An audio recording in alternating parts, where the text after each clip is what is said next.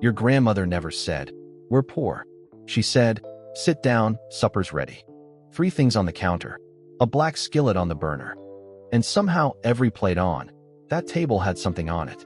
You remember the sounds more than the recipes. The spoon scraping the bottom of the pot, the oven door groaning, that low hush that fell over the room when the food finally hit the table. Back then, folks called those suppers making do.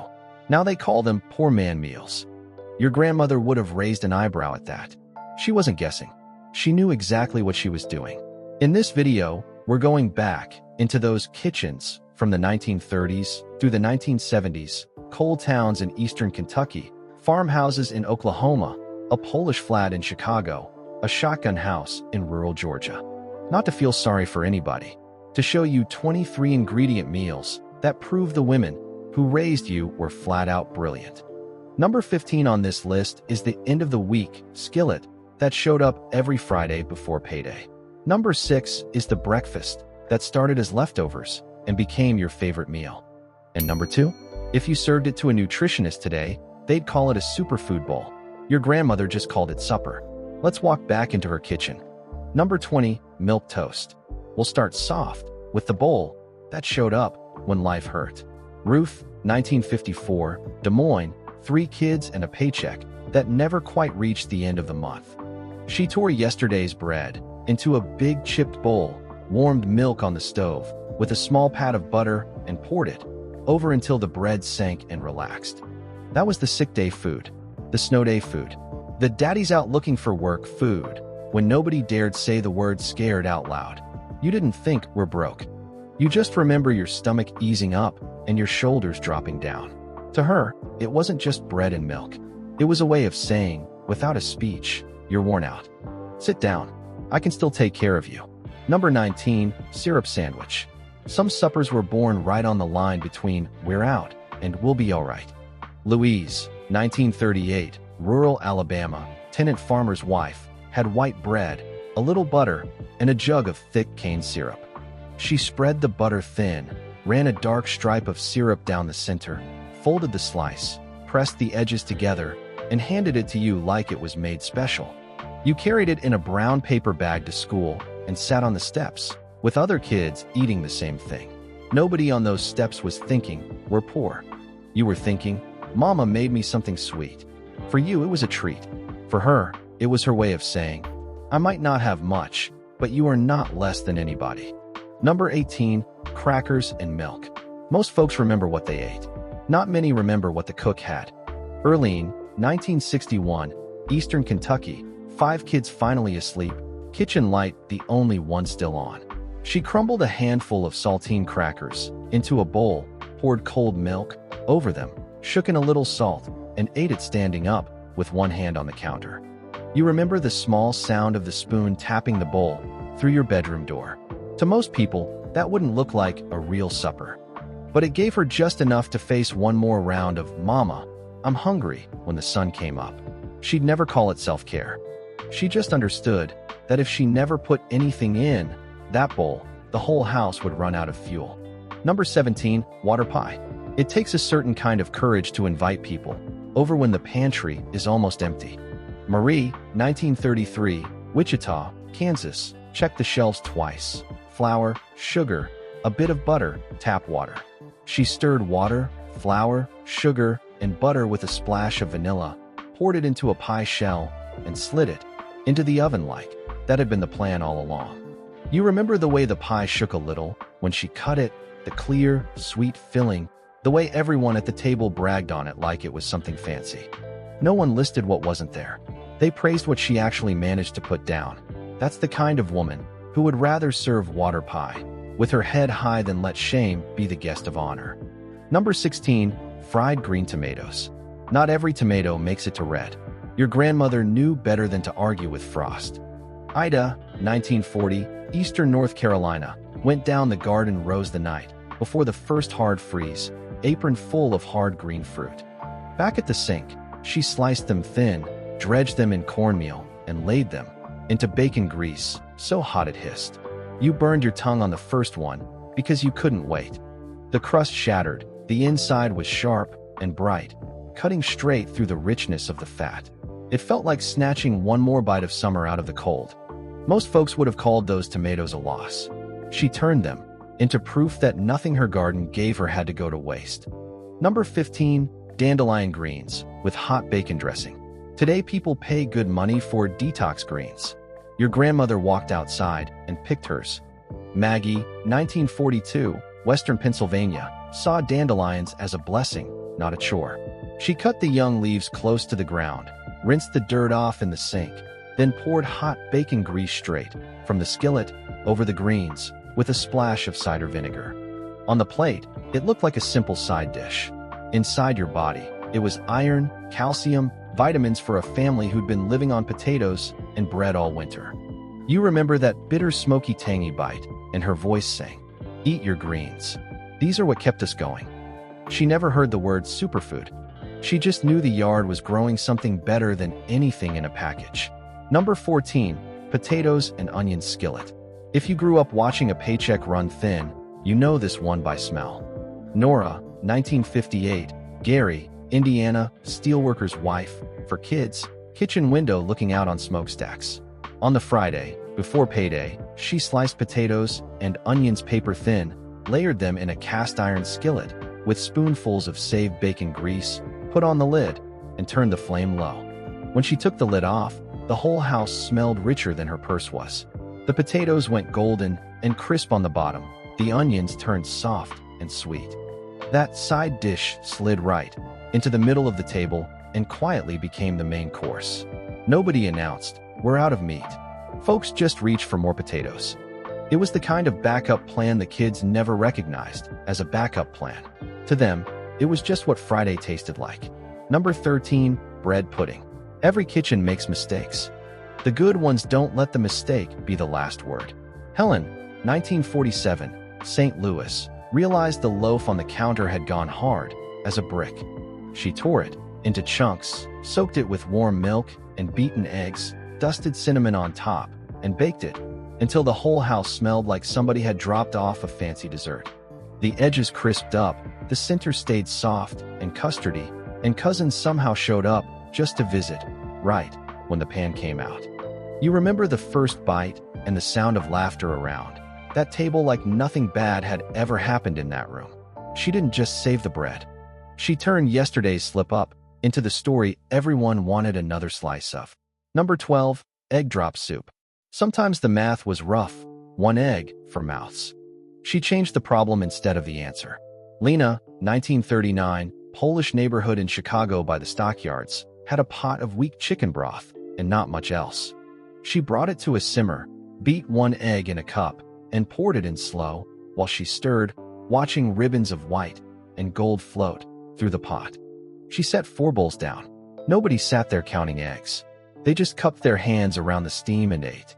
Italian nanas, Jewish bubs, Southern farm wives. Everybody had their own name for this, but the trick was the same.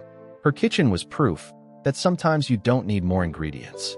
You just need to know how to stretch one farther than it looks like it can go. Number 11, potato pancakes. If your grandmother hated waste, that's where the bright ideas lived. Anna, 1950, Cleveland, Ohio, looked at the bowl of cold mashed potatoes nobody wanted. She grated in a raw potato, stirred in some flour and salt, and dropped little patties into a hot pan. You remember the sound first, the fierce sizzle, then the way the edges turned deep golden while the center stayed soft. Last night, those potatoes were "finish what's on your plate." This morning, they were "don't take too many, leave some for your brother." Same food, new story, all because her brain refused to let leftovers feel like defeat. Food companies poured money into making you feel slow and old-fashioned if you cooked the way your mother did. They hired smiling home economists in white coats to write magazine columns and host radio spots, saying that soaking beans was a chore and opening a can was modern. They never admitted, "We can't make a profit off pot liquor and pan drippings." Instead, they turned soup into a can, gravy into a packet, cake into a box, and called it Progress. The recipes stuck in a few families, but the reasoning behind them, how to think about food when money runs out, started to slip away. Meanwhile, your grandmother was still standing at that stove, teaching a different set of lessons no label could replace. Number 10. Tomato gravy. On mornings when the fridge held more cold air than food, the pantry still had a trick or two. Jean, 1962, Tulsa, Oklahoma, opened the icebox to no eggs, no sausage, just a scrap of bacon from yesterday. She heated the drippings, browned some flour in it, until it smelled like toasted nuts, then dumped in a can of tomatoes and stirred until it turned thick and bright. That tomato gravy went over biscuits, cornbread, fried mush, whatever would stand still on a plate. The table got quiet in that good way, where everybody's busy chewing, not worrying. To someone from the outside, it was a make-do breakfast. To the people at that table, it tasted like a morning that turned out better than it started. Number 9. Cornbread and buttermilk. Not every comfort food comes on a big hot plate. Sometimes it sits in a glass. Roy, 1963, Central Oklahoma, came in from the fields with dust on his jeans and sweat dried white on his shirt. He crumbled yesterday's cornbread into a tall glass, poured cold buttermilk over it, sprinkled a little salt, and ate it with a long spoon, barefoot on the cool kitchen floor. The first time you tried it, you probably made a face. The second time, you asked for your own glass. It filled up the hollow places, without heating the house up any more than it already was. It didn't look like much, just a glass in a tired man's hand. But your body could feel what it meant. You can quit fighting for today. You made it. That's a kind of luxury you can't buy in a store. Number 8. Hoover stew. Not every lesson came in quiet kitchens. Some came when the house felt like it was held together with string. Ginny, 1932, third-floor walk-up in New York, 3 kids at home, while she took in sewing. She taught the oldest how to boil macaroni, open a can of tomatoes, and slice hot dogs into coins. Everything went into one pot and simmered until the noodles were soft and the sauce tasted like something on purpose. By the time she came back from dropping off finished mending, the kids had fed themselves. It wasn't fancy. It was hot, filling, and, more important than anything, it made those kids feel a little less helpless. That pot didn't just keep bellies from growling. It taught a child, you're not stuck waiting for someone else to save you. Number 7. Rice and gravy. Anytime there were brown bits stuck to the bottom of a pan, class was still in session. Celeste, 1955, Baton Rouge, Louisiana, cooked white rice until every grain was separate. When the meat was gone, she sprinkled flour into the hot drippings, scraped up every brown scrap, and thinned it with water until it turned into a dark, glossy gravy. She poured that over big scoops of rice, and suddenly a pan that looked empty had one more meal in it. You went back for seconds on a night when, if you'd looked in the fridge, you might have thought there was nothing left. She knew that sometimes the most valuable thing in the kitchen isn't the food you can see. It's the flavor you know how to pull back out of the pan. Years after a lot of these women were gone, people in lab coats finally started measuring the meals they used to eyeball. They studied pots of beans with a scrap of pork, bowls of peas with cornbread, greens simmered with fat back. They wrote down the numbers: protein, fiber, iron, calcium, B vitamins, energy for a day of hard work, all packed into bowls that cost pennies, not dollars. The reports called those meals nutrient-dense. Some used the word superior compared to the boxed dinners and frozen trays that took over in the 1950s and 60s. Your grandmother never saw those charts. She didn't need to. Her data was walking around in boots and overalls and church dresses. She was doing world-class nutrition with a cast-iron pot and a head full of memory. Number 6. Cornmeal mush and fried mush. One small bag of cornmeal was basically her savings account. Hazel, 1931, Harlan County, Kentucky, 8 mouths, 1 coal miner husband, 1 wood stove. Night 1, she whisked cornmeal into boiling salted water until it pulled away from the sides of the pot, then poured it into a pan to set. That was supper. By morning, it had firmed up. She sliced it, fried the slabs in hot grease until the outside turned deep brown and crisp, then poured syrup over the top. That was breakfast. By day 3, the last of it was crumbled into beans to thicken the pot. 1 bag of meal, 3 different meals, nobody feeling cheated. That's not luck. That's planning. Number 5. bean soup with ham hock. Sometimes the meat on the table was more ghost than flesh. It still fed a crowd. Joe, 1956, Youngstown, Ohio, Steeltown widow, 2 boys who never stopped eating. She bought 1 ham hock, not for what was on it, but for what it could teach: a pot of beans and a pound of cheap navy beans. She soaked the beans, dropped in the hock, covered it all with water, and let it go low and slow until evening. By supper, the whole house smelled like there was a ham on every plate. The beans had turned creamy, the broth smoky and rich, and that one bone had done its job. That pot was supper on Sunday, lunch on Monday, and Tuesday if you were lucky. 1 small piece of meat, a whole lot of know-how. Number 4, rice and beans. Every culture that's ever known hunger came up with some form of this plate. Yours did too. Betty, 1952, Southern Ohio, put pinto beans on to soak while a pot of rice simmered. Juanita, 1960, East Texas, did the same thing with red beans and long-grain rice. Different accents, same idea. A scoop of beans on a bed of rice, maybe a piece of onion or pepper if one turned up. Nobody around those tables used the phrase complete protein. They just called it enough and went back out to do what needed doing. When the same cheap plate keeps showing up in that many kitchens, there's usually one reason: it works. Number 3, dried pea soup. Agnes, 1940, Minneapolis, saved the ham bone from Christmas like some folks save jewelry.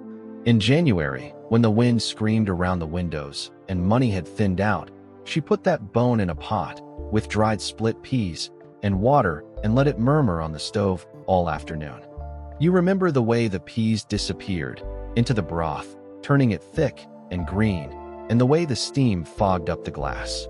That bowl warmed your hands and sat heavy in your stomach in the best way. Years later, scientists measured a bowl just like it and found complete protein, more fiber than almost anything else on the shelf, and enough vitamins and minerals to fuel a long, hard day.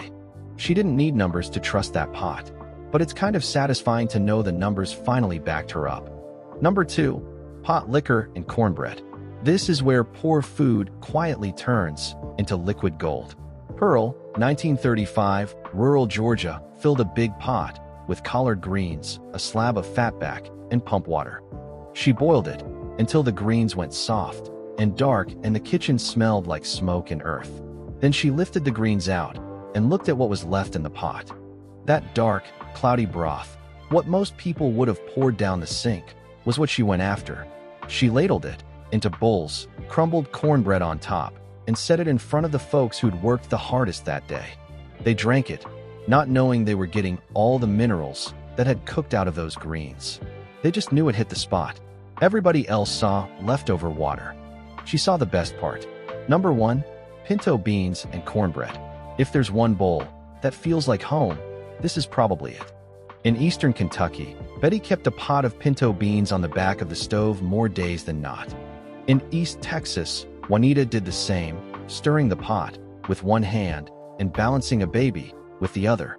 In southern Ohio, Millie had cornbread in and out of the oven, so often the cast iron skillet hardly had time to cool. You remember the sound of dry beans hitting the pot, the hiss when the fatback went in, the lid tapping now, and then while life went on around it. By supper time, you were breaking cornbread into a chipped bowl, letting it soak up that thick, smoky broth, and for a few minutes the whole world seemed steady. Magazines and TV shows would later call that poor man food. The people who lived on it into their 80s just called it Tuesday. A lot of the women who taught these meals are gone now. Some of their daughters are going, too. That's the heavy part under all this. The worry that the last person who knows how to make bean soup out of a bone and a bag is standing in her kitchen right now, alone. But if you're hearing this, the line isn't broken yet. You stood in one of those hot little rooms. You heard the lid rattle. You smelled that pot of beans or greens or peas. You watched cornbread cool on a towel and waited for somebody to say, "All right, come on." Those weren't just suppers. That was your training. You didn't grow up less than. You grew up under women who could feed a crowd with 3 ingredients and a steady hand. That is not poverty. That is skill. That's your inheritance. Pick one of these meals this week. Call it by her name. And when someone at your table says, "This tastes like home," you'll know you've just stepped into her place at the stove.